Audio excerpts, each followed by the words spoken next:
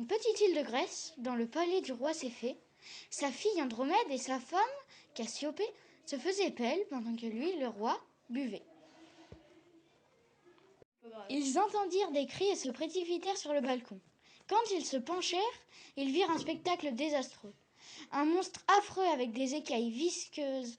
Il était presque pire que l'hydre de Lerne. Ses yeux, deux fentes bien rouges. Il dévorait des villageois. La famille royale était terrifiée. Ils consultèrent un oracle et ils leur prédirent que s'ils donnaient leur fille au monstre en sacrifice, ils partiraient. Les parents étaient horrifiés de cet avenir horrible, et Andromède désespérée.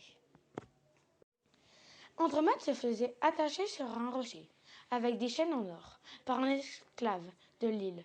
Ses parents pleuraient cette mort atroce de leur fille.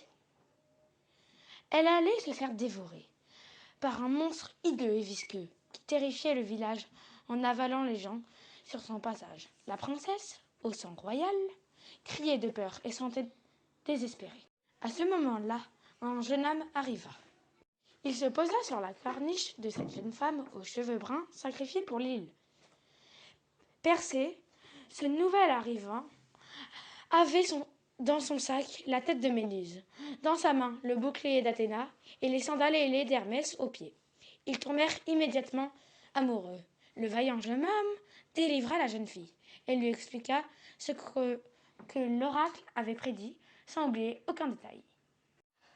Persée va voir Céphée et Cassiopée, parents de cet enfant à l'horrible destinée. « Je tuerai ce monstre !» assura Persée avec conviction. « Qui êtes-vous » demandèrent les parents. « Je suis Persée et j'aime votre fille. Si tu t'en crois capable, vas-y, si tu réussis, nous t'offrirons notre princesse en mariage. Mais fais attention, un oracle a dit que notre fille allait se faire dévorer. » Le jeune homme s'envola, donc, et se mit dos au soleil de manière à faire une grande ombre sur les flots balayés de vaguelettes. Le serpent des mers arriva et essaya de croquer l'ombre. L'amoureux fut si rapide que le monstre ne put réagir et il le coupa en 2 morceaux. Il se dirigea vers sa fiancée et tous deux se marièrent sous les lancers de fleurs des villageois. Au palais du roi Céphée régnait une atmosphère festive, et l'on sentait dans l'air l'odeur des raisins rouges et blancs et du vin. On entendait les musiques de fête des saltimbanques de ce bon roi. Le jeune Persée et Andromède étaient entrelacés dans un fauteuil. Cassiopée et Céphée les regardaient avec admiration et tendresse. Tout à coup, un homme surgit avec détermination. Il annonça avec colère : « C'est à moi que revient cette femme !» Les 2 hommes, Persée et Agénor, se battirent au corps à corps pour la main d'Andromède. Cette arrivée inattendue bouleversa la jeune fille aux magnifiques cheveux bruns, qui ne savait pas que ses parents l'avaient promis à un autre homme.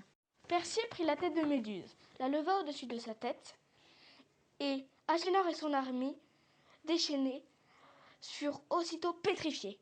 Après ce petit contretemps, ils firent la fête avec encore plus d'enthousiasme et des statues de pierre pour décorer.